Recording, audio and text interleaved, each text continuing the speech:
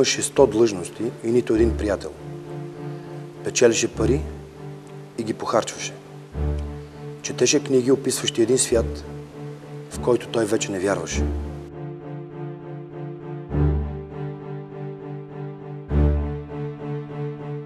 Захващаше се да пише писма, които не знаеше как да завърши.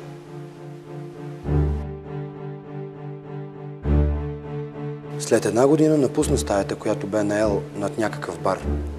Вървя 2 километра до железопътната гара и си купи билета, който го бе чакал през всички тези месеци.